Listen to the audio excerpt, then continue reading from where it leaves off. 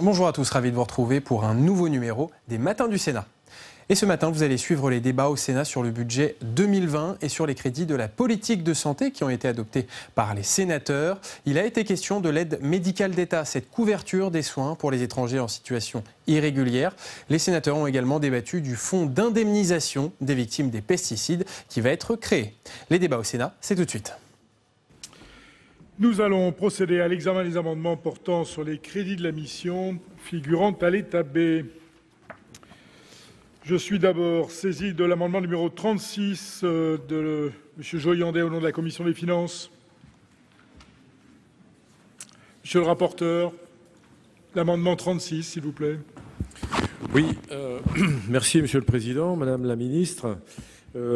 Avec votre autorisation, Monsieur le Président, je voudrais parler de 3 amendements. Celui qui arrive et 2 autres dans les articles additionnels qui sont au fond cohérents puisque la proposition qui est faite par la Commission des finances n'est pas uniquement une proposition de réduction de crédit, mais au fond, elle a mis en place d'une nouvelle politique pour l'AME. Réduction de crédit n'est que la conséquence de la mise en place d'un nouveau panier de soins et d'un ticket modérateur de 30 € par bénéficiaire de l'AME. Donc c'est pourquoi je préfère parler directement de ces 3 amendements, ce qui me permettra de ne pas revenir longuement sur les 2 autres. Voilà. Et rien de nouveau par rapport à ce que nous avions proposé l'année dernière. Je note que le gouvernement, l'ambiance est un peu différente cette année. Je note que le gouvernement ne nous renvoie pas dans nos cordes complètement, mais avec la majorité de l'Assemblée nationale, au fond, a accepté de discuter de ce problème de l'AME, a mis en place, comme ça a été rappelé par Madame la Ministre à l'instant, d'abord une légère refonte de l'accès, une légère diminution des crédits, alors qu'on sait très bien que l'année dernière, les crédits inscrits n'ont pas suffi à couvrir l'ensemble de l'année. Donc il y a un pas en avant, je dirais, qui est fait de la part du gouvernement. Bon, je sens aussi sur les bancs de l'Assemblée, dans la majorité sénatoriale, des positions différentes dans les différentes expressions qui ont eu lieu tout à l'heure, émanant de cette majorité, un certain nombre de réserves, un certain nombre, voire d'opposition à la position de la Commission des finances. Et donc, avant d'aller plus loin, je souhaiterais entendre spécifiquement sur ce sujet de l'AME ce que pense le gouvernement de ces amendements adoptés par la Commission des finances, de la possibilité pour le gouvernement d'aller un petit peu plus loin que ce qui a été proposé à l'Assemblée nationale, de ce qui a été adopté par l'Assemblée nationale, Monsieur le Président, et puis donner la position définitive de la Commission des finances, si je peux me le permettre en tant que rapporteur spécial, après avoir entendu ce que va nous dire, si c'est possible, de le savoir, ce que va nous dire le gouvernement. Merci. Madame la Ministre, l'avis du gouvernement sur cet amendement 36.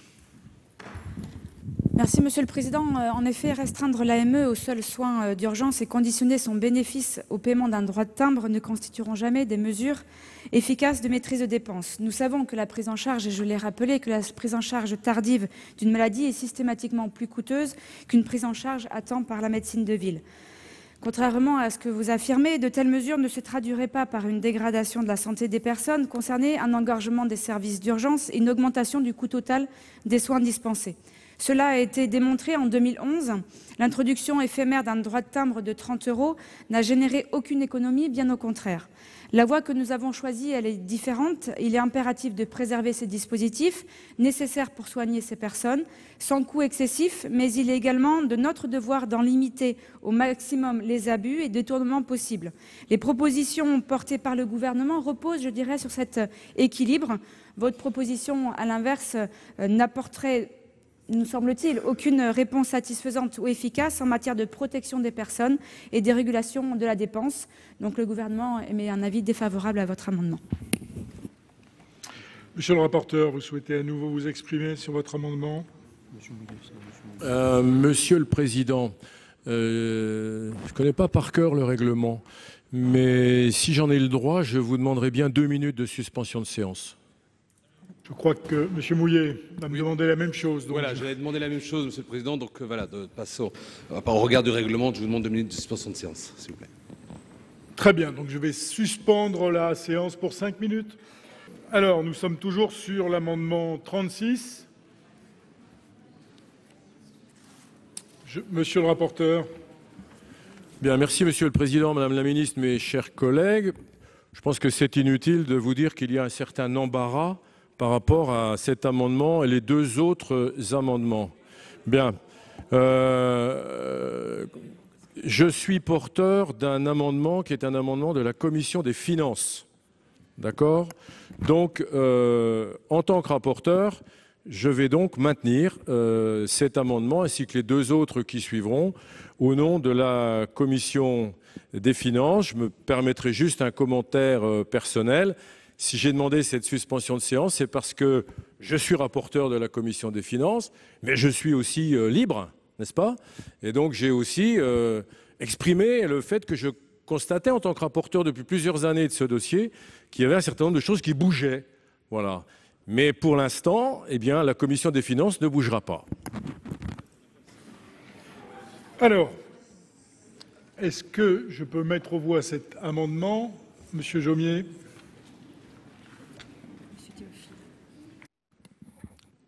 On va expliquer notre vote, Monsieur le Président, tout de même. Je voudrais dire à notre collègue rapporteur que nous avons toujours voulu le débat sur cette question et nous avons toujours voulu le porter de façon très sereine, c'est-à-dire centré sur ce qu'est l'objet de cette mesure, une mesure de santé, et d'analyser cette mesure. Et non, Monsieur le rapporteur, la dépense n'a pas explosé ces dernières années. Il a été remédié, à juste titre, à une sous-dotation chronique. Et je l'ai dit dans le début, lors de la discussion générale, ce budget est sincère et je reconnais sa sincérité. Et c'est important. Et les coûts n'ont pas explosé, pas plus que le nombre de bénéficiaires. Il est assez stable depuis 2016. Et la dépense en santé par personne titulaire de l'AME est inférieure à la dépense moyenne d'un assuré social. Et même si cette dépense a progressé, d'après la direction de la sécurité sociale, c'est plus dû à un phénomène d'accélération de la liquidation des factures hospitalières qu'à un phénomène qui serait de détournement. Moi, je salue le rapport des inspections de l'IGAS et de l'Inspection générale des finances, qui dit clairement les choses. Et je le redirai autant de fois qu'il faudra. Lutter contre la fraude, oui, bien sûr, bien sûr.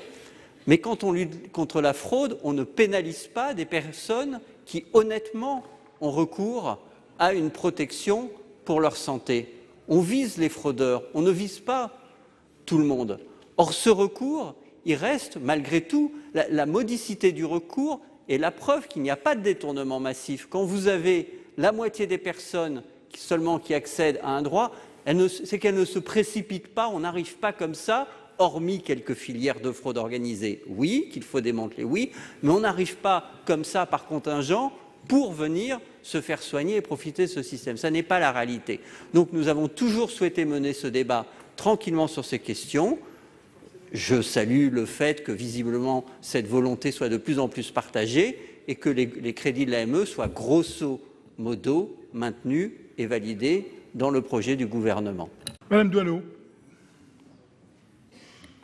Oui, merci Monsieur le Président. Je vais sans doute un peu paraphraser mes collègues pour dire que cette suppression de 285 millions d'euros, en fait, c'est justement quelque chose qui est contraire à ce que j'ai exposé tout à l'heure en discussion générale, en disant que justement, plus les années passent et plus on voit une sincérité du budget, et sous-revaloriser ce budget reviendrait à des pratiques antérieures, pratiquées par d'autres gouvernements. Donc, pour cette raison, je m'y oppose en particulier, et je le dis tout simplement, à la Commission des finances. Par ailleurs, supprimer des crédits à l'AME, c'est tout le contraire de ce qu'ont pu dire à différents moments de l'histoire et l'IGAS et l'IGF, parce qu'il y avait eu d'autres rapports qui ont précédé ce dernier.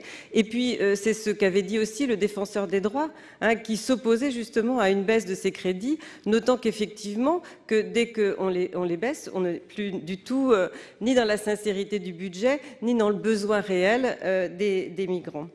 Et puis, c'est non seulement investir sur la santé de personnes qui viennent dans notre pays, mais c'est surtout aussi une manière pragmatique de répondre à des difficultés de santé que pourraient rencontrer des points contacts de nos concitoyens, par exemple sur la tuberculose. Et on voit qu'il y a une montée aujourd'hui de la tuberculose dans notre pays. Il faut qu'elle soit soignée le plus tôt possible. Donc, pour ces raisons, je m'opposerai aussi à cet amendement. Le président Milon a demandé la parole. Oui, merci, Monsieur le Président. Je voudrais revenir 2 secondes sur tout ce qui a été dit dans le cadre de cette Assemblée pour soutenir l'attitude courageuse d'Alain Johandé, sachant que, par ailleurs, la Commission des affaires sociales, que j'ai l'honneur de présider, et dans d'autres temps où j'étais le rapporteur de cette mission, j'étais toujours favorable à la mise en place d'une aide médicale d'État, sachant que les soignants sont obligés de soigner. Les soignants s'obligent à soigner et ils soigneront toujours, quel que soit le patient qu'ils ont en face d'eux. Le problème n'est pas l'AME, le problème n'est pas le soin. Le problème, c'est la lutte contre l'immigration, Madame la Ministre. Alors les mesures que vous mettez en place, la lutte contre la fraude, etc., sont des mesures excellentes qui montrent que le gouvernement a pris conscience, non pas de la nécessité de l'AME, mais que l'AME entraînait un problème dans notre population, chez nos concitoyens, qui ne comprenaient pas bien pourquoi la France dépensait 1 milliard d'euros par an à soigner des étrangers en situation irrégulière. Il est donc nécessaire, de dire que nous ne pouvons faire autrement que de soigner, et de soigner en prévention la plupart du temps, et que nous devons par contre faire en sorte que la fraude, on les attaque, et que l'immigration, on la contrôle. Donc je salue l'attitude d'Alain Johandé et pour une fois, sur cet amendement que je n'approuve pas dans son fond, je m'abstiendrai. Madame Cohen. Oui, merci Monsieur le Président. Effectivement, on a toujours ce débat et moi je pense que ce qui est important de signifier, ce que plusieurs de mes collègues ont dit d'ailleurs avant moi et que je partage totalement, c'est qu'il s'agit de soins et qu'effectivement tout médecin doit soigner. Le fait, Madame la Ministre, que vous ouvriez quelque part un petit peu la fenêtre au fait de dire après tout il y a de la fraude et on va lutter contre la fraude. Nous, au niveau de notre groupe, on est d'accord, sauf que je vous ai donné des chiffres. C'est quand même 38 cas de fraude qui ont été avérés l'année dernière pour une somme de 500 000 €, soit 0,06%. On est quand même loin là des milliards d'euros dont on parle. Donc, si vous voulez, et on voit bien qu'à partir du moment où, pour le rapporteur, vous évoluez positivement, visiblement, eh bien, ça n'est jamais assez. Et on va toujours plus loin pour finalement attaquer des droits qui sont des droits aux soins. Donc, avec mon groupe, je ne vais pas redévelopper les arguments que j'ai donnés dans mon propos introductif, mais cet amendement me semble et nous semble dangereux et nous voterons contre. Madame Taillé-Polian. Merci Monsieur le Président, Madame la Ministre, mes chers collègues. Sur cette question de l'AME, on parle d'une population particulièrement fragile, particulièrement précaire, que nous devrions être en interrogation de comment aider, comment accompagner quand elle est sur notre territoire, car il y a des questions évidemment de santé individuelle, mais aussi des questions de santé publique.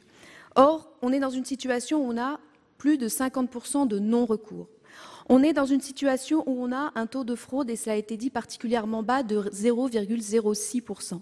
Donc pour moi, ce que nous devrions traiter, ce n'est pas comment faire pour empêcher d'un accès au droit qui est déjà si mal couvert, qui est déjà peu accessible, mais comment faire en sorte que les gens qui devraient avoir accès à ce droit, eh bien, y aient accès, pour une question, encore une fois, de leur santé propre, individuel, et également pour une question de santé publique. Or là, finalement, alors même qu'on a un taux d'accès à ce droit qui est faible, eh bien, on nous propose de mettre encore plus d'embûches pour que ces personnes puissent rester en bonne santé. Ce serait encore le mieux, mais en tout cas se faire soigner, car malheureusement c'est bien souvent le cas, c'est de l'accès aux soins. Et moi je regrette que le gouvernement, effectivement, c'est ce que M. Joyandet a dit, on note quand même que le gouvernement évolue sur ces sujets. Je note effectivement, et je le regrette, que alors que M. Macron a été élu sur une certaine forme d'humanisme, notamment sur les questions de l'immigration, eh bien son discours est radicalement changé, et que par là même, finalement, il est laissé la porte ouverte à une restriction de ces droits qui sont pourtant absolument essentiels dans notre démocratie. Donc évidemment, nous serons très opposés à cet amendement qui, une fois de plus, va empêcher un accès aux droits qui est déjà fortement en péril. Monsieur Bonnecarrère a la parole. Oui, Monsieur le Président, mes chers collègues, je ne souhaite pas rallonger les débats, mais il se trouve que si l'amendement présenté par notre collègue M. Joyandet au titre de la Commission des finances est accepté, il fera tomber un petit peu plus tard l'amendement que j'avais présenté sur le même sujet, qui était un amendement de conciliation. Il me semble donc pertinent de vous présenter à ce stade quelques explications. Cet amendement dit 364 rectifié visait à insérer dans l'article L251-2, après le mot « concerne », les mots « au titre des soins urgents, des risques sanitaires et épidémiologiques ». En clair, et pour reprendre l'explication de ma excellente collègue Madame Doineau, je ne suis ni dans le mal nécessaire, ni dans le salut national, mais la recherche d'un équilibre, dans la recherche d'une clarification, de l'efficacité d'une recherche de qualité de soins globale pour notre nation. Et en même temps, il me paraît normal, ou parallèlement, pardon, il me paraît normal d'avoir cette discussion et de regarder à quoi correspond cette notion et pourquoi nous dégageons des crédits non négligeables. Pour moi, il y a 3 éléments. Il y a un premier élément, c'est bien sûr d'assumer nos obligations de principe, nos obligations constitutionnelles. Elles sont connues. Notre obligation constitutionnelle, c'est d'assurer les soins urgents. Vous avez les uns et les autres. Nos collègues évoquaient tout à l'heure la tuberculose. À côté des soins urgents, il y a la pertinence pour l'ensemble de la société française de se préserver des risques sanitaires et des risques épidémiologiques. Et également, je comprends la subtilité de ces questions, je comprends le souhait pour Madame la Ministre et pour l'administration d'avoir le contrôle de ces opérations. Je ne suis donc pas choqué de l'intervention du pouvoir réglementaire, et l'amendement que je rédigeais préserve les dispositions de L253, qui est l'article suivant, qui précise que les modalités d'application de l'ensemble du chapitre sont déterminées par décret en Conseil d'État. Donc oui aux soins urgents, oui aux risques sanitaires et épidémiologiques, le tout à la main du gouvernement, sous le contrôle du Conseil d'État. Il me semblait qu'il y avait une conciliation possible, d'où mon intervention à ce stade des débats. Merci. Alors je vais vous rassurer, M. Bonnecarrère, votre amendement ne tombera pas puisqu'il est rattaché à l'article 78 du Haut-des-Sièges. Ben non, il ne tombe pas, il n'est pas sur les crédits de la mission. Donc je considérais que l'amendement a été défendu. Monsieur Bacher a la parole. Monsieur le Président, Madame la Ministre, Monsieur le rapporteur, Madame la rapporteure, mes chers collègues. Je ne voudrais pas qu'on croie à un moment qu'il y a la méchante commission des finances et puis la gentille commission des affaires sociales et les gentils autres. Non, il y a un moment, il va falloir dire aussi les réalités. La réalité, c'est qu'effectivement, toute personne sur le territoire national doit être soignée. Personne ne dit le contraire ou n'oserait le penser. Simplement, si la commission des finances, et avec Alain Gendret comme rapporteur spécial, a depuis de nombreuses années alerté sur le sujet, c'était d'une part pour qu'on fasse la vérité des prix, et la commission des affaires sociales l'a toujours réclamé, mais également pour dire est-ce qu'il y a un peu de fraude, un peu de filière de fraude, et souvent j'ai entendu que c'était nié par certains. Ça a été nié. Car il y aurait la vilaine fraude fiscale faite par les grands patrons, la fraude sociale Voilà. Et puis après, non, il n'y a aucune fraude, sur l'aide médicale d'État, il n'y a aucune fraude sur les prestations. Il n'y en a aucune, jamais. Non, il faut lutter contre toutes les fraudes. Il faut lutter contre toutes les fraudes. L'orateur a la parole. Vous, si vous la souhaitez, vous la demanderez après, mais laissez-le terminer. Merci, Monsieur le Président. Nous voulons lutter contre toutes les fraudes. Et si le gouvernement vient de prendre conscience, après nos nombreux appels du pied, en demandant un rapport à l'IGF et à l'IGAS, eh bien, nous en satisfaisons. Et nous continuons à dire qu'il faut continuer à lutter contre l'immigration clandestine, parce que comment voulez-vous que des Français qui voient normalement les prestations de médicaments moins remboursées et qui disent en même temps on en donne plus pour des gens qui sont rentrés irrégulièrement sur le territoire, ça les gêne. Je peux les comprendre, c'est très insatisfaisant. Alors, remettons les choses au clair. Et nous allons soutenir l'amendement d'Alain Joyandet, toujours pour faire un appel plus fort à la lutte contre toutes les fraudes. Madame la ministre, mes chers collègues, pour dire très simplement qu'il ne s'agit pas d'un débat entre celles et ceux qui seraient les méchants et celles et ceux qui seraient les gentils. De même qu'il ne s'agit pas d'un débat entre des parlementaires qui seraient soucieux des équilibres budgétaires et d'autres qui s'en moqueraient. Si notre position est celle qui a été exprimée déjà par d'autres collègues du groupe socialiste et républicain, cette position, elle a un fondement humaniste qui d'ailleurs a été déjà largement exprimé par le fait que les médecins sont là pour soigner.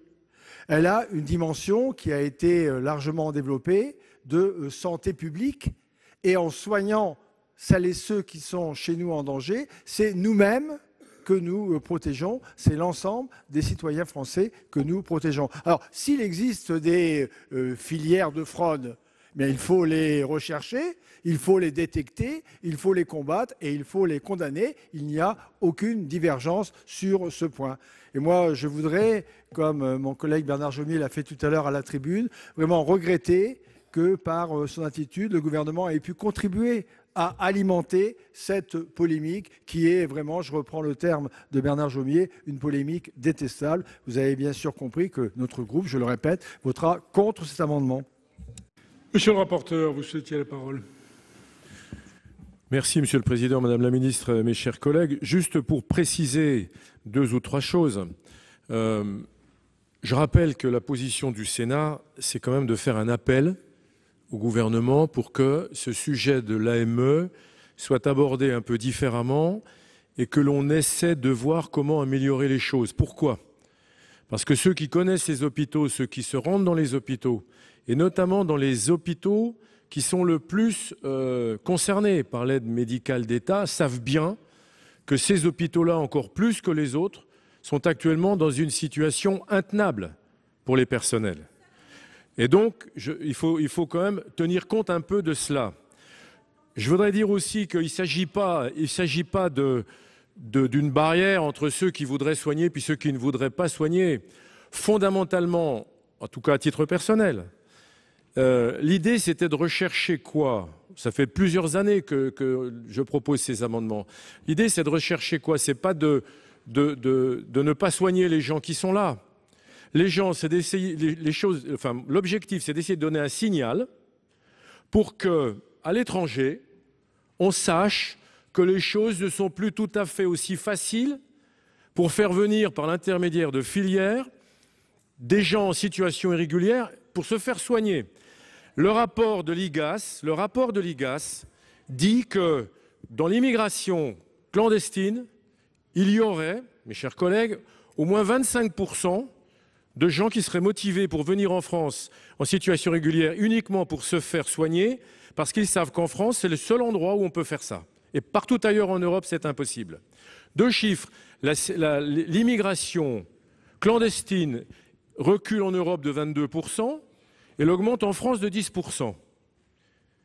Voilà, mes chers collègues, il ne s'agit pas, je l'ai dit tout à l'heure à la tribune, il s'agit dans le cadre d'une réponse humaniste, à faire en sorte quand même que notre système de soins que notre système de soins puisse répondre aux besoins de santé des populations, y compris des populations en situation irrégulière.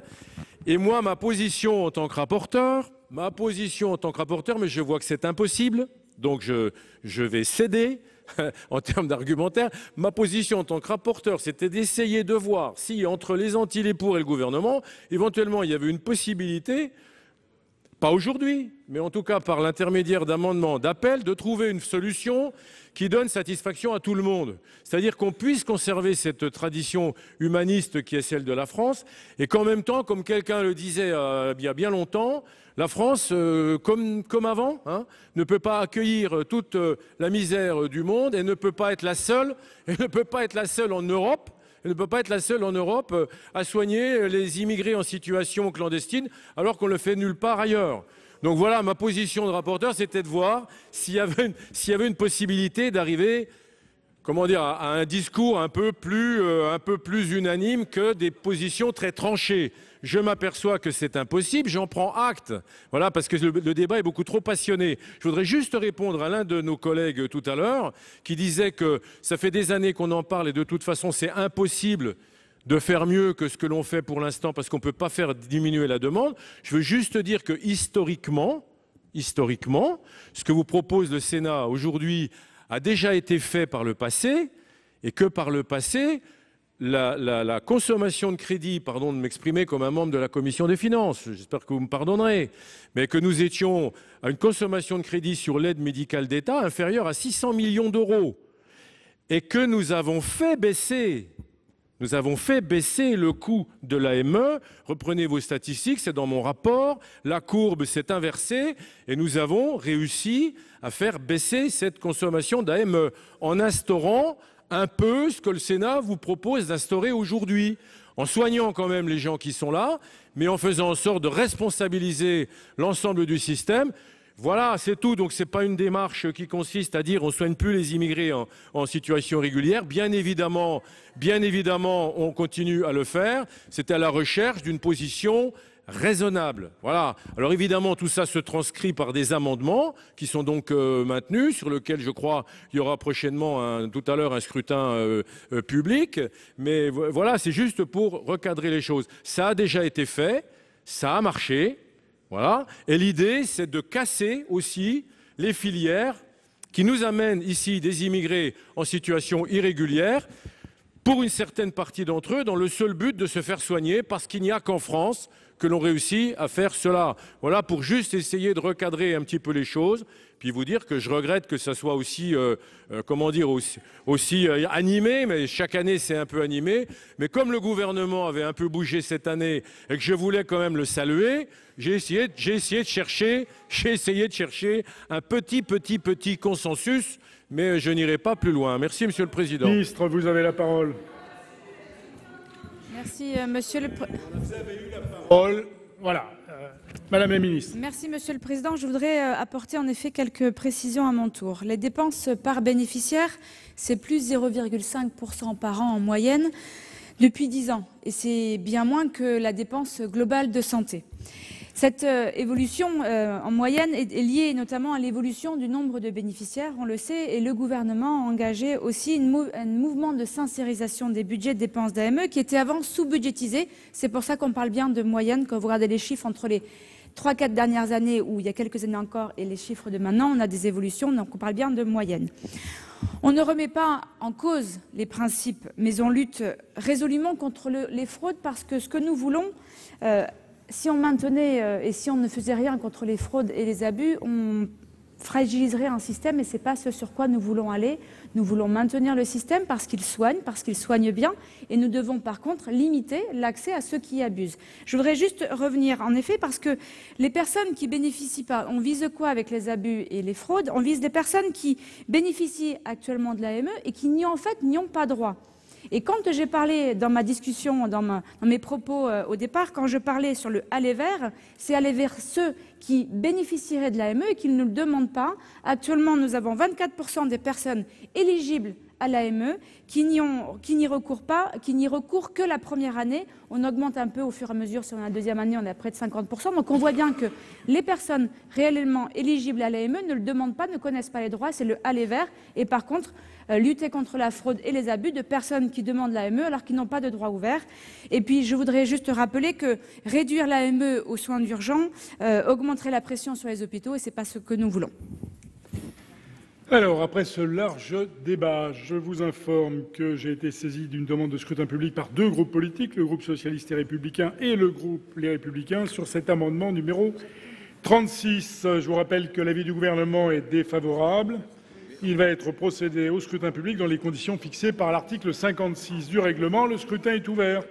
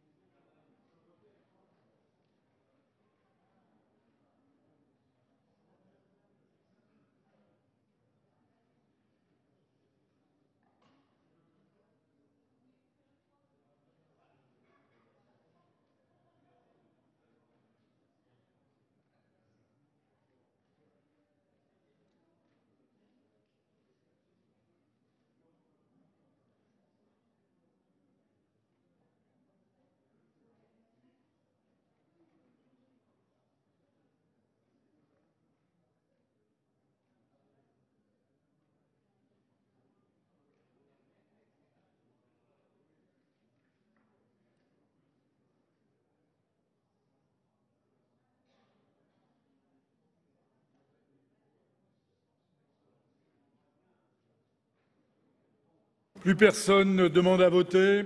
Le scrutin est clos et j'invite les secrétaires à constater les résultats.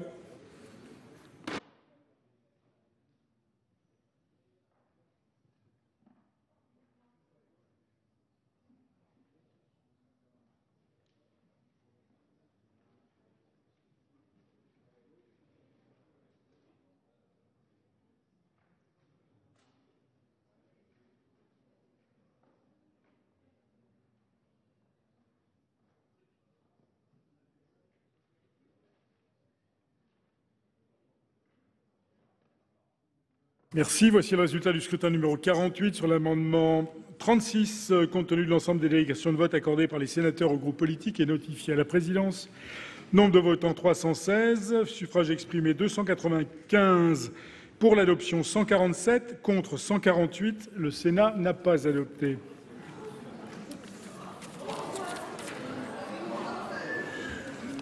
Je suis maintenant saisi de l'amendement numéro 474. Monsieur Savary nous le présente. Oui, merci, merci Monsieur le Président. C'est dans la continuité de la discussion que nous venons d'avoir et compte tenu de la position de l'Assemblée nationale qui, à moindre degré, se rapproche de celle du rapporteur. Et il y a une moindre dépense de 15 millions d'euros au titre de ce programme. 15 millions d'euros dans le domaine de la santé, c'est quelque chose de significatif et ça n'a pas échappé à votre rapporteur pour avis, Corinne Imbert, qui m'a proposé effectivement d'utiliser ces crédits à des fins de programmes de prévention et de recherche. Ça me paraît tout à fait intéressant et il me semble que ça intéresse également la Commission des Finances qui a émis un avis favorable. On ne ponctionne pas sur d'autres problèmes, on fait en sorte que cette moindre dépense puisse aller sur le programme de santé, puisque c'est de cela qu'il s'agit. Et nous proposons donc de consacrer 5 millions d'euros à la recherche, à la prévention du sida, et 5 millions d'euros à la recherche et à la prévention de la mucoviscidose.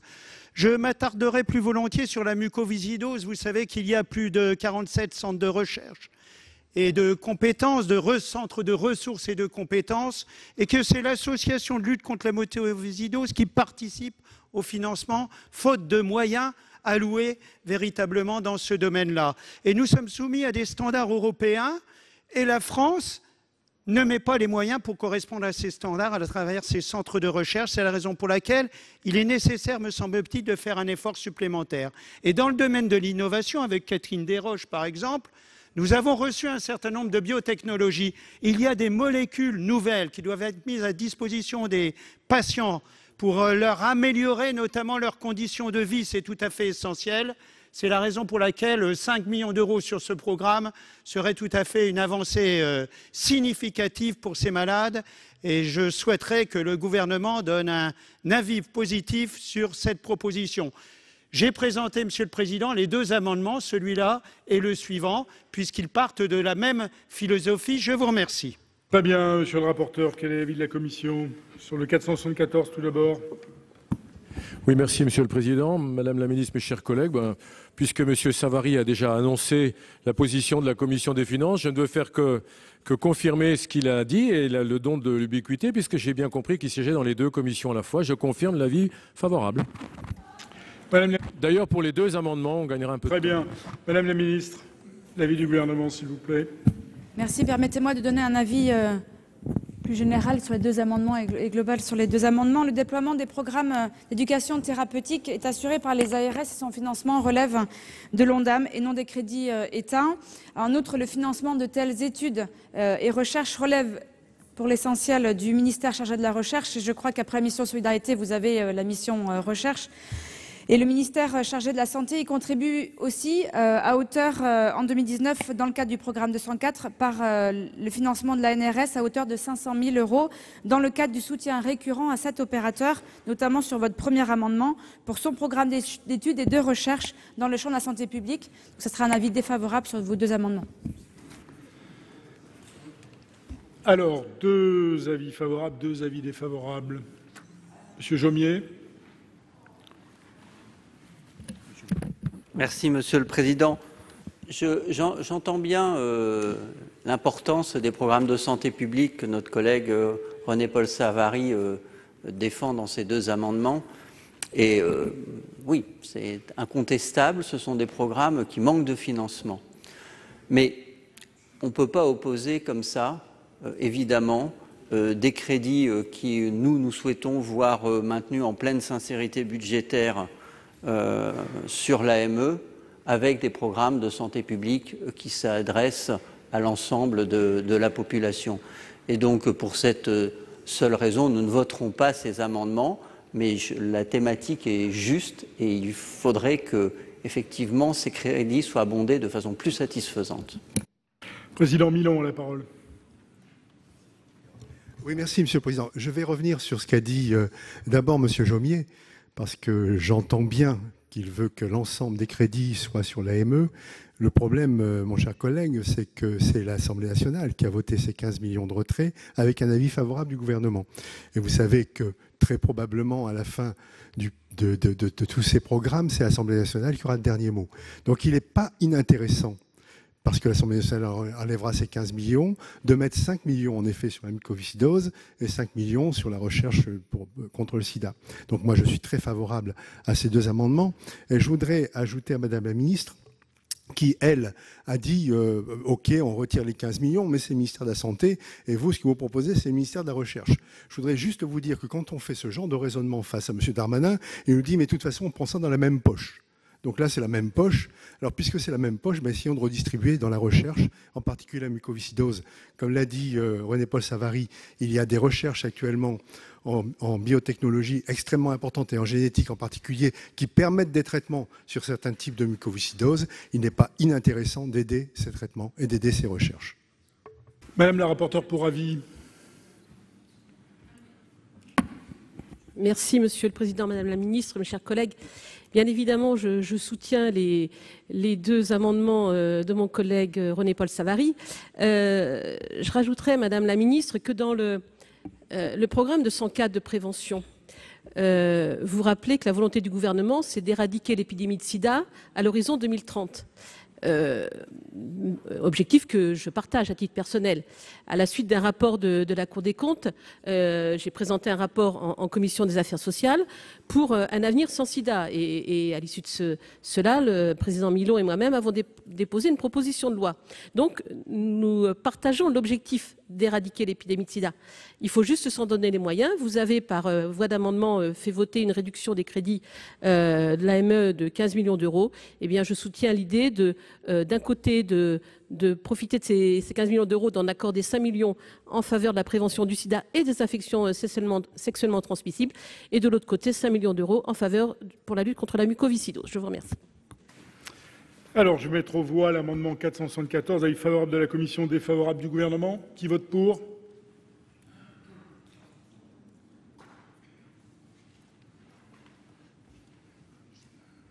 Qui vote contre? Qui s'abstient? Il est adopté. Sur le 475, même vote. Même vote. Il est également adopté. Nous en venons à l'amendement numéro 135, rectifié. Madame Doineau. Pardon. Oui, Monsieur le Président, l'incidence de la maladie de Lyme a fortement augmenté ces dernières années. De 26 000 nouveaux cas par an entre 2009 et 2014, on est passé à 45 000 en 2017, puis 67 000 nouveaux cas dénombrés par Santé publique France en 2018. C'est vraiment considérable. La maladie de Lyme fait désormais partie des 10 maladies infectieuses les plus fréquentes en France. Nous sommes les uns et les autres contactés pour différents cas. En l'absence de système de déclaration obligatoire organisé à grande échelle et compte tenu de l'insuffisante sensibilisation des médecins traitants au dépistage de cette maladie complexe, le recensement du nombre de cas avérés reste incomplet, sujet à extrapolation et probablement sous-évalué.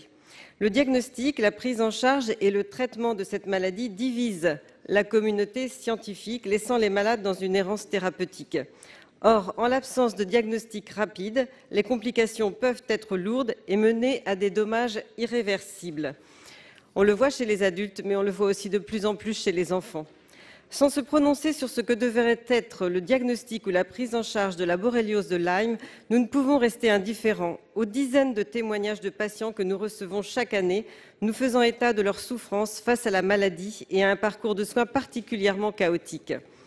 Si le gouvernement reconnaît le sérieux de la situation, il se refuse à augmenter l'effort indispensable de recherche sur ce thème. En apportant des crédits conséquents à la recherche fondamentale et appliquée sur cette maladie, cet amendement vise à améliorer durablement la vie des patients. Il est donc proposé de créer un programme spécifique « Recherche contre les maladies vectorielles à tiques » abondé à hauteur de 5 millions d'euros, prélevé sur l'action numéro 11, pilotage de la politique de santé publique, du programme 204, prévention, sécurité sanitaire et offre de soins. Madame la ministre, cet amendement a été cosigné par plus de 106 sénateurs de tous bords. C'est un sujet de santé publique majeur qui nécessite des moyens humains et financiers immédiats. Je dirais que simplement cet amendement, c'est sans doute un amendement d'amorçage. On sait qu'il y a beaucoup d'autres maladies rares, donc c'est pour ça que je n'ai pas voulu que ce soit un montant très élevé, mais je veux que ce soit finalement l'amendement de la recherche de la confiance retrouvée. Quel est l'avis de la commission, monsieur le rapporteur? Merci, Monsieur le Président.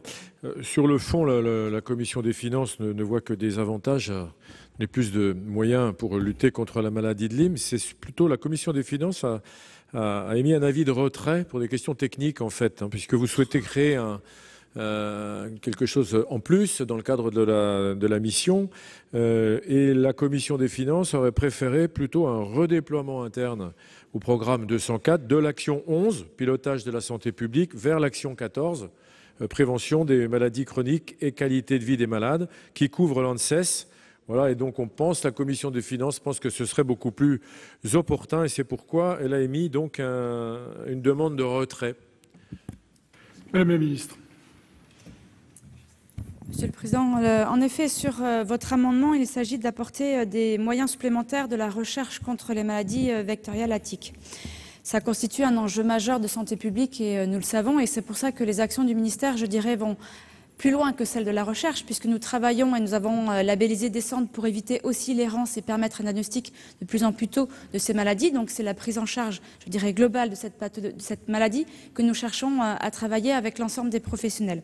Le ministère chargé de la Santé donc, a structuré le parcours de soins et a renforcé les mesures de prévention également contre ces maladies vectorielles à tiques.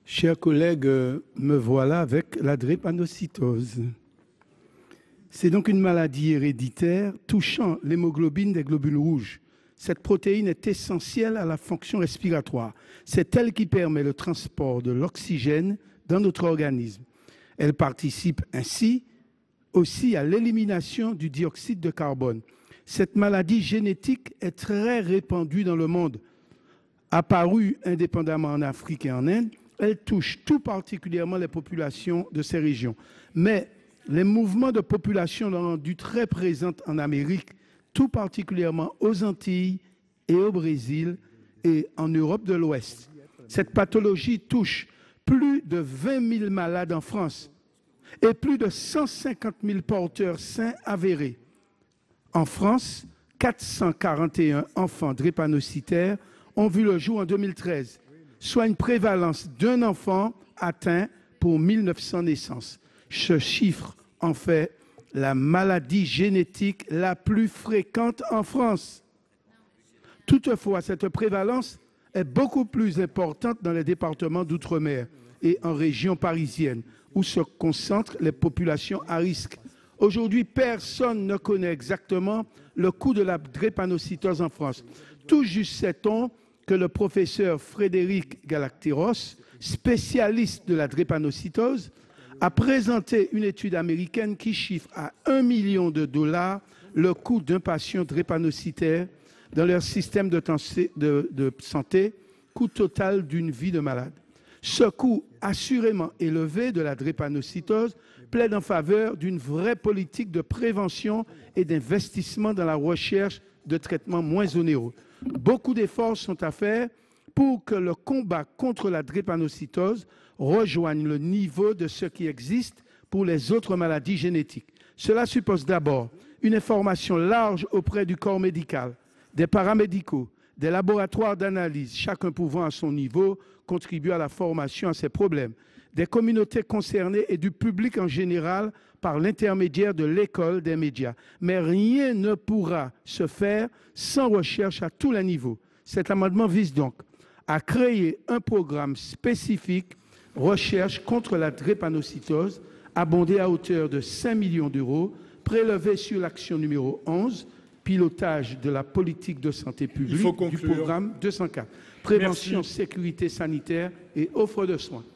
Merci, monsieur le rapporteur. L'avis de la commission, s'il vous plaît. Monsieur le Président, Madame la Ministre, pour des raisons similaires évoquées tout à l'heure, la Commission des finances s'est prononcée pour un retrait de cet amendement. Sinon, ce serait un avis défavorable. La ministre. Merci, Monsieur le Président. Je souhaite en effet rappeler qu'il existe en France des centres de référence experts labellisés pour la prise en charge des patients maladies rares, dont les patients drépanocytaires. Dans le domaine des maladies rares, nous le savons, le lien entre soins et recherche doit être particulièrement étroit. C'est pourquoi des efforts financiers importants sont réalisés pour soutenir des actions pour la recherche à travers le 3e plan national maladies rares lancé il y a un an et qui est doté d'un budget de près de 780 millions d'euros. Ainsi, pour la filière de santé maladies rares concernant la drépanocytose, la coordination des acteurs nationaux au programme européen de recherche sur les maladies rares est un enjeu majeur et s'inscrit dans le programme prioritaire de recherche sur les maladies rares coordonné par l'INSERM. Ce travail déjà entamé cette année a défini les contours d'appel à projets destinés à la recherche sur les maladies rares dont les patients atteints de drépanocytose pourront bénéficier. Des financements dédiés à ces appels à projets de plus de 40 millions d'euros sont déjà prévus jusqu'en 2022. Ainsi, pour concrètement soutenir la recherche sur la drépanocytose, nous devons encourager et nous devons organiser les équipes pluridisciplinaires dans ces centres de référence maladies rares et leurs partenaires afin qu'elles soumettent des appels à projets de recherche portant sur cette thématique dans ces appels à projets. Aussi, j'aurais plutôt un avis, une demande de retrait sur votre amendement, monsieur le sénateur. 2 demandes de retrait. Que faites-vous, chers collègues? Je le maintiens, monsieur le président, et je me permets de faire 2 remarques. La première, il faut savoir de temps en temps déshabiller un peu Paul pour habiller Pierre qui est buste nu, plutôt quand c'est l'hiver. Deuxièmement, faut savoir qu'aujourd'hui, des enfants meurent en France pour n'avoir pas été dépistés assez tôt. Donc voilà une maladie qui n'est pas si rare que ça. Et nous demandons donc en plus qu'un dépistage systématique soit commandé. De toute manière, si l'amendement ne passe pas, je considère que je suis rentré par la porte. Je rentrerai bientôt autrement par la fenêtre avec le sujet. Alors, dans cette attente, M. Arnel a la parole. Oui, Monsieur le Président, Madame la Ministre, chers collègues, moi je souhaiterais apporter mon soutien à l'amendement du collègue Antiste, parce que c'est vrai que c'est un véritable fléau aux Antilles, et particulièrement en Guadeloupe. Et pourquoi je me permets de prendre la parole, c'est qu'il y avait un centre de référence en Guadeloupe qui aujourd'hui peine à exister par manque de financement, et il y a eu par le passé et avec persistance des appels au secours de la part des professionnels sans qu'on ait l'impression d'avoir été entendu. Donc si c'est l'occasion de se faire entendre un petit peu, je comprends les explications données, mais il est important qu'on donne ce signal à cette population. Je rappelle à mes collègues que c'est une maladie qui touche quasiment principalement la race noire. Et de ce point de vue aussi, il faut qu'il y ait un équilibre entre les traitements aussi consacrés pour les maladies rares comme la mucoviscidose ou d'autres à des populations qui souffrent de la drépanocytose. Alors, deux demandes de retrait. Vous souhaitez la parole? Je vous en prie. Ouais, non, je voudrais sincèrement soutenir l'amendement du collègue, puisque en Guadeloupe, le centre Guiméro, le centre de drépanocytose, qui a connu de grosses difficultés pendant des années, puisque vous savez, la Guadeloupe, c'est le centre, malheureusement, de cette maladie, la drépanocytose, et quoi, je pense qu'il faut véritablement aider.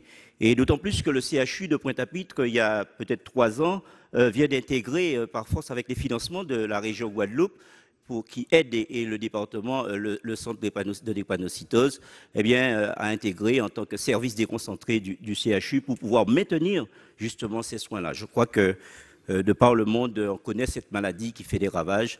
Il serait bon temps de pouvoir défendre tout cela. Monsieur Denis. Merci, Monsieur le Président, Madame la Ministre, mes chers collègues. Cela a été dit, tous ces amendements présentent l'inconvénient de retirer à un programme qui, en général, est déjà insuffisamment pourvu, des crédits pour alimenter donc une action que nous voulons mettre en avant. Mais il n'y a pas de raison de ne pas soutenir cet amendement moins que le précédent pour la maladie de Lyme. Il s'agit de signes, comme cela a été dit, qui sont donnés. Nous avons voté l'amendement précédent et nous voterons également celui-ci. Très bien, je peux mettre aux voix cet amendement avec 2 demandes de retrait, donc 2 avis défavorables. Qui vote pour?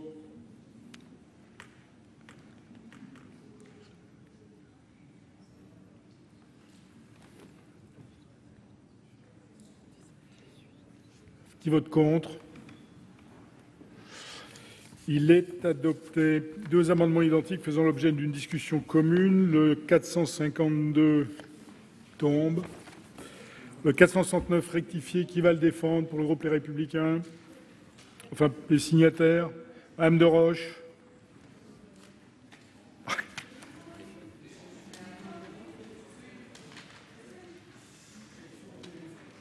Madame Darcos.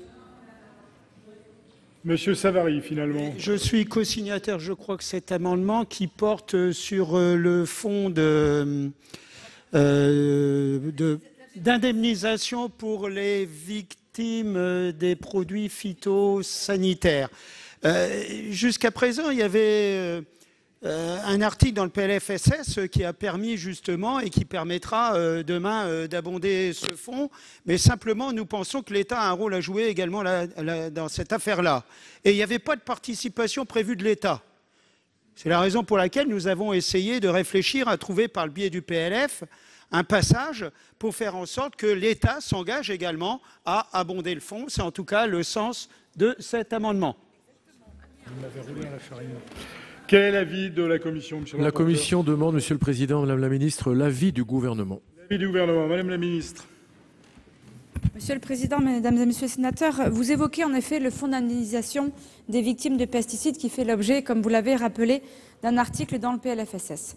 Dans le dispositif prévu par le gouvernement, le financement des dépenses d'indemnisation liées aux pesticides reposera à la fois sur les employeurs via les cotisations AT-MP et sur les fabricants de produits phytopharmaceutiques par le biais de la taxe sur les produits phytopharmaceutiques. Un financement complémentaire de l'État, pour les raisons que vous évoquez, ne paraît pas justifié. Les procédures de mise sur le marché des pesticides sont strictement encadrées.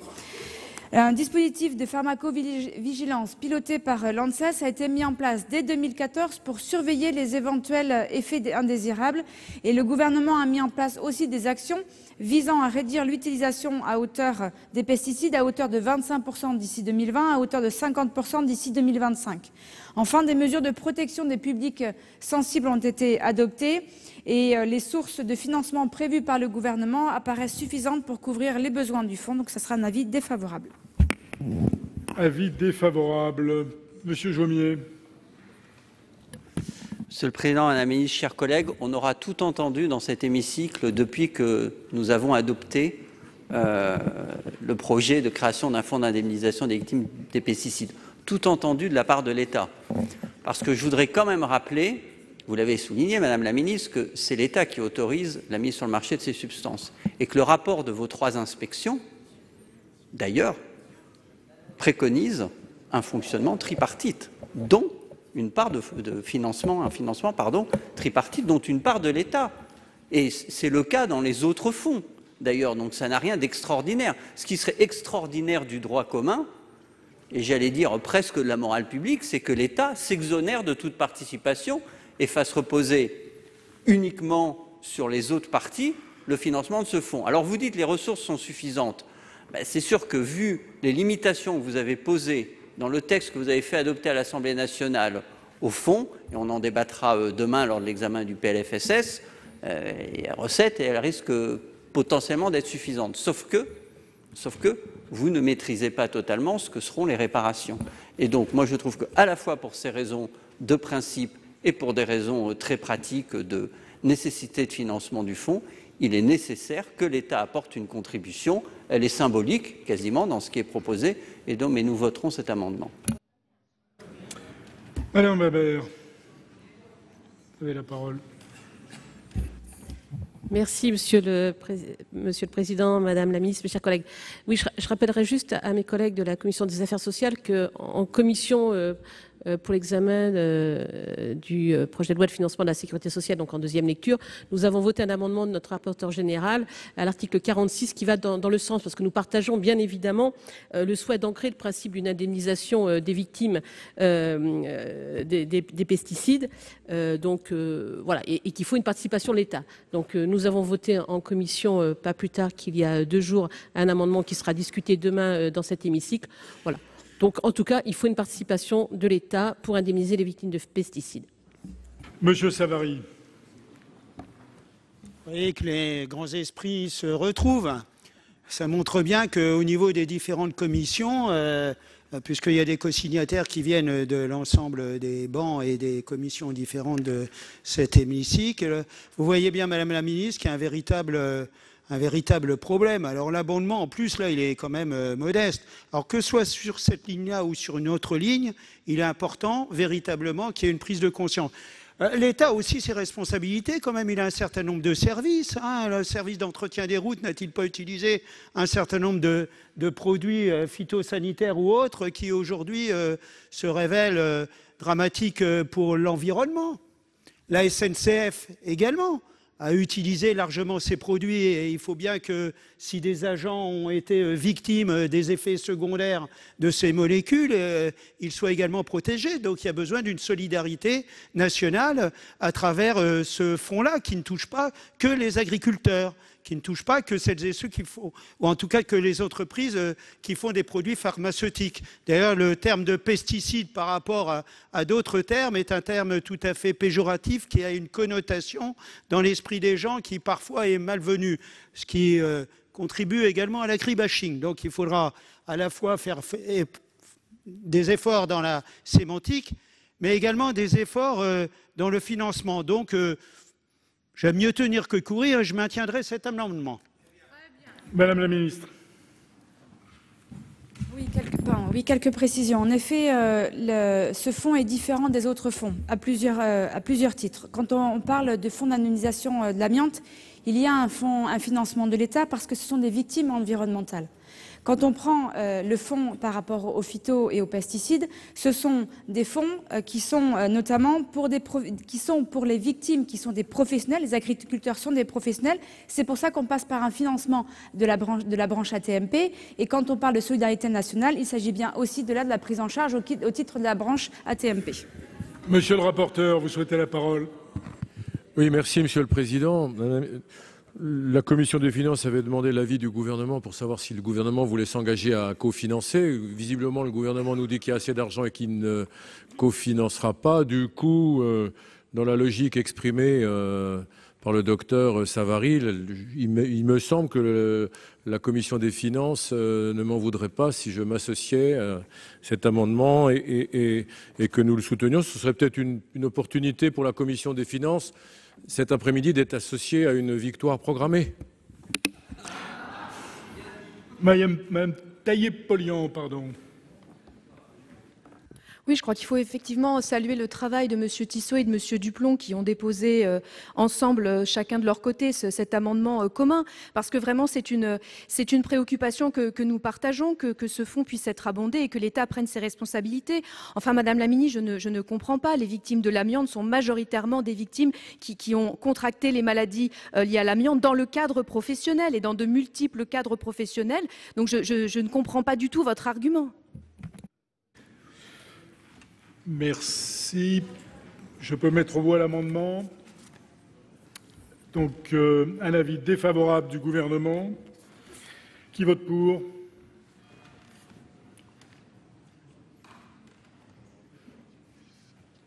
Qui vote contre? Qui s'abstient? Manifestement, il est adopté.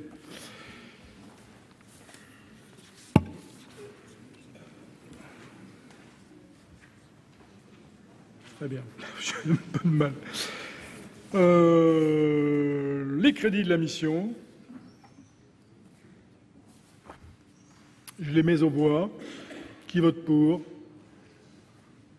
Qui vote contre? Qui s'abstient? Les crédits sont adoptés. J'appelle en discussion les articles.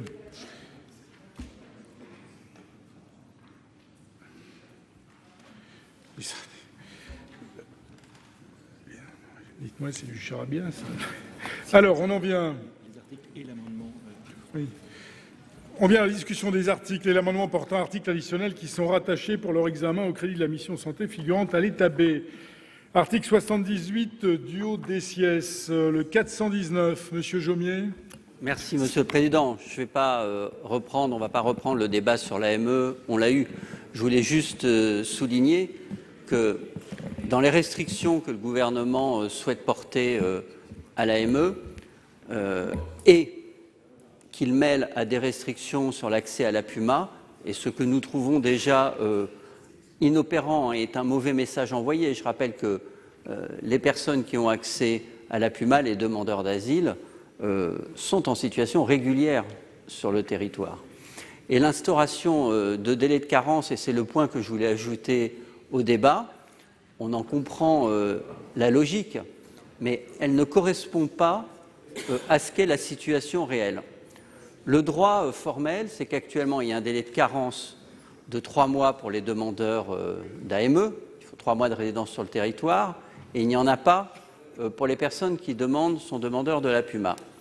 Le droit réel, c'est que la longueur des démarches, la complexité administrative qu'il y a derrière, et j'invite chacun à regarder ce qu'est un dossier de demande d'aide médicale État ou ce qu'est un dossier de demande de PUMA, fait que l'exercice réel du droit est plutôt sur un délai de 6 à 9 mois. Pour un droit qui est à renouveler annuellement, d'où les ruptures très fréquentes et d'où un moindre taux de recours. Voilà. Donc, toutes les mesures qui visent à, dans le droit formel, encore allonger, feront que dans le droit réel, ce ne sera plus 6 mois ou 9 mois, pour accéder aux droits. Ce sera bien plus. Et je constate que pour ce qui est des demandeurs d'asile, la fraude qui existe à partir des filières, oui, ces personnes-là, elles savent très bien bypasser ces délais. Elles savent très bien les réduire. Mais le demandeur qui est isolé, qui s'adresse simplement à une association, lui, il va être victime d'un délai encore rallongé et donc d'un moindre accès à ses soins de santé. Quel est l'avis de la Commission, monsieur le rapporteur? Merci, Monsieur le Président, Madame la Ministre. L'avis de la Commission est défavorable, parce que c'est le pas en avant dont je parlais tout à l'heure du gouvernement. Alors c'est un petit pas, mais comme il est dans le même sens que celui que proposait la Commission des finances, on ne peut que soutenir la démarche du gouvernement, et donc nous sommes défavorables à cet amendement. Madame la Ministre. Sur l'AME, je ne vais pas revenir sur le débat, peut-être répondre sur la question du demandeur d'asile et vous parler des délais, en effet. Peut-être préciser que le droit ouvert sera ouvert à la date de la demande et qu'on prend bien en compte la date d'arrivée sur le territoire. Il n'est pas question de prendre en compte la date où ils ont fait la demande, puis c'est 3 mois, etc. On prend bien la date d'arrivée sur le territoire pour les délais de 3 mois et puis après, on a en effet des instructions et que lorsque le dossier... On connaît la longueur et la difficulté pour certaines personnes d'avoir ces dossiers, en effet, qui sont très longs, et la demande sera ouverte à la date de la demande et pas à la date d'acceptation des dossiers. Mais ça me permet de préciser sur le délai, et c'est justement par rapport à ça qu'on a pris la date d'arrivée sur le territoire et la date d'ouverture de droit par rapport à la date de demande de dossier, parce que parfois, en effet, c'est au-delà de 6 mois, donc les personnes sont déjà sur le territoire et les droits seront ouverts à ce moment-là. Et puis, rappelez peut-être que quand vous parlez des demandeurs d'asile, sont de façon régulière sur le territoire, comme les assurés français qui reviennent de l'étranger, sont ces situations régulières sur le territoire. On applique le même principe qui était déjà aussi dérogatoire, et donc on applique les 3 mois de délai. Madame Cohen. Oui, on est quand même au cœur de la réforme de l'aide médicale d'État. C'est un non-sens sanitaire, je l'ai déjà souligné tout à l'heure, car les personnes étrangères continueront d'être malades. Un non-sens économique, car elles retarderont leurs soins et les symptômes s'aggraveront et nécessiteront des interventions plus complexes, plus longues. Et enfin, un non-sens humanitaire, car vous cédez effectivement au fantasme de la droite la plus extrême, parce que plutôt que de maintenir des conditions d'accueil dignes de notre pays, eh bien, vous les restreignez. Alors, je voudrais citer le professeur Frédéric Adnet, chef des urgences de l'hôpital Avicenne de Bobigny, à PHP, confronté dans sa pratique quotidienne à des patients bénéficiaires de l'AME, et qui répondait au quotidien du médecin le 28 octobre dernier, à la question de l'existence d'un tourisme médical en lien avec l'AME. Ça fait suite à notre débat de tout à l'heure. Il répondait « Non, c'est un fantasme complet. Je n'ai jamais observé et on ne m'a jamais rapporté de patients qui présenteraient leur carte d'AME pour faire soigner leur cancer. Je mets au défi quiconque de prouver l'existence d'un tel tourisme médical. Il n'existe aucun chiffre, seulement des bruits de couloir. Les patients bénéficiaires de l'AME n'ont pas calculé de venir en France pour soigner les pathologies chroniques. Pourtant, je travaille dans l'hôpital le plus proche de l'aéroport de Roissy. Donc, si le tourisme médical existait, on le verrait chez nous. » Et il conclut par ces mots, « L'AME a un effet de médecine préventive et permet d'éviter la dissémination des pathologies contagieuses. On a tout intérêt au contraire à maintenir ce dispositif et même à l'étendre aux personnes qui résident depuis moins de 3 mois sur le sol français. » Tout est dit, mes collègues, c'est pour ces raisons que nous soutenons totalement l'amendement de nos collègues socialistes. Monsieur Lecomte. Oui, merci Monsieur le Président. Plusieurs choses. Pas directement sur l'AME, mais sur ce qu'a dit Madame la Ministre sur les Français qui reviennent en France, et une petite réflexion sur la liberté de circulation dans l'Union européenne, qui malheureusement conduit à avoir mis dans la loi les 3 mois de présence pour que finalement, parce que Monsieur Joyandet, même si nous ne sommes pas le seul pays qui soigne les gens quand ils en ont besoin dans l'Union européenne, effectivement nous ne pourrons pas non plus ouvrir à tout le monde à partir du moment où la personne est en situation irrégulière depuis 1 jour. Donc on a mis les 3 mois compte tenu de la liberté de circulation dans l'Union européenne, même si il faut quand même savoir que dans l'Union européenne, il y a la carte européenne d'assurance maladie qui normalement devrait réduire ce risque. Mais en fait, on est quand même face à ça.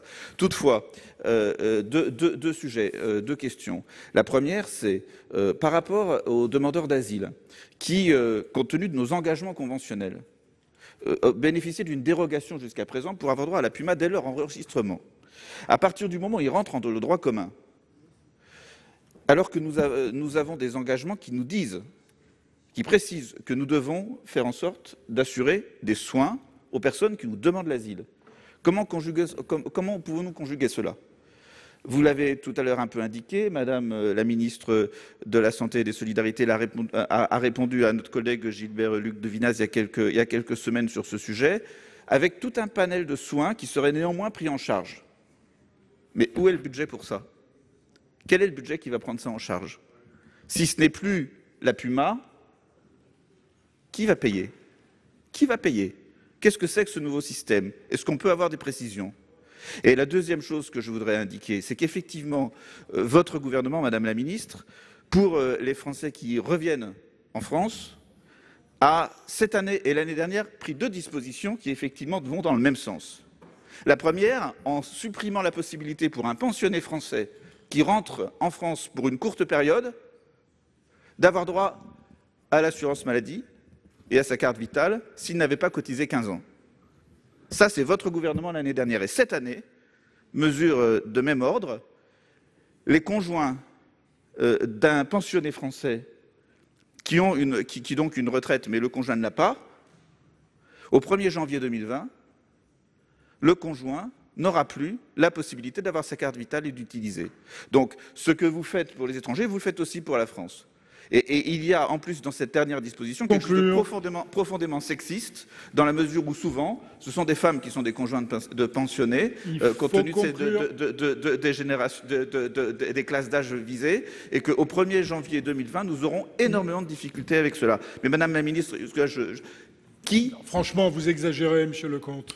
Qui paye sur quel budget on prend les nouveaux? Très bien. Alors, je vais mettre aux voix l'amendement 419, 2 avis défavorables. Qui vote pour?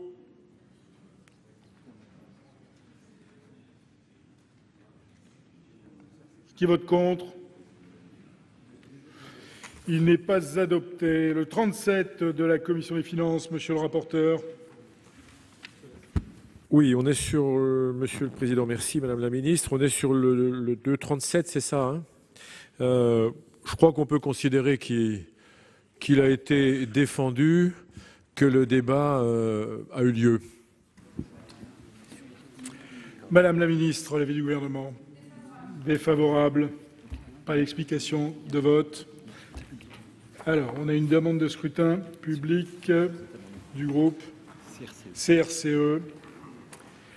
Donc, un avis défavorable du Gouvernement. Il va être procédé au scrutin public dans les conditions fixées par l'article 56 du règlement. Le scrutin est ouvert.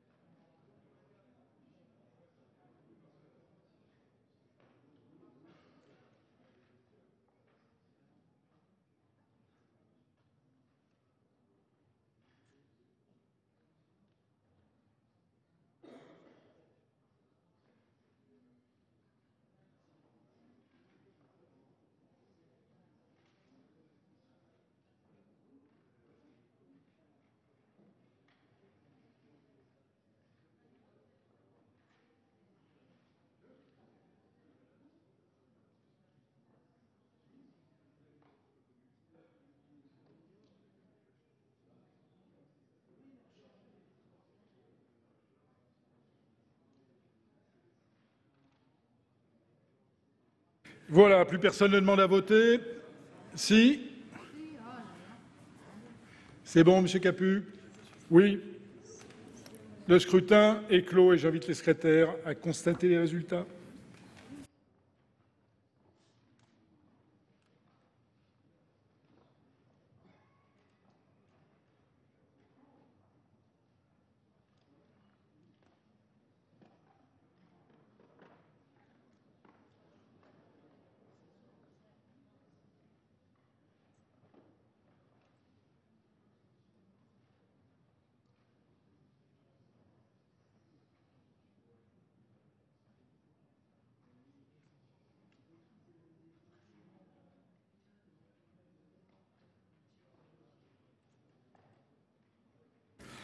Voici le résultat du scrutin numéro 49 sur l'amendement 37. Compte tenu de l'ensemble des délégations de vote accordées par les sénateurs aux groupes politiques et notifiées à la présidence, nombre de votants 317, exprimé 288 pour l'adoption 146 contre 142. Le Sénat a donc adopté et l'article est ainsi rédigé. Oui, c'est bon. À l'article 78, terre des sièges, deux amendements identiques de suppression. Le premier, le 38 de la Commission, monsieur le rapporteur. 38. Bah, du coup, celui-là. Oui.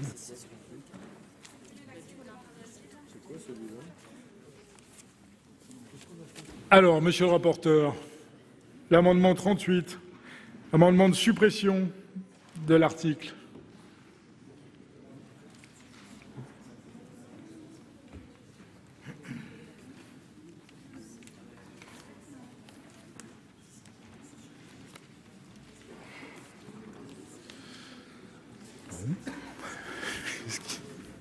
Il y a comme un flottement.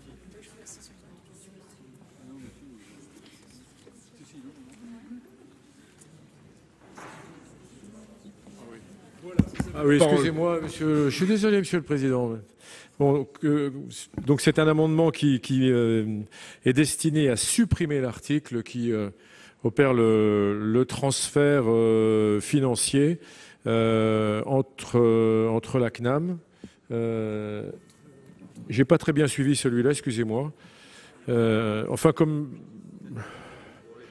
bon, en tout cas, c'est un amendement de suppression de l'article 78-6. Voilà.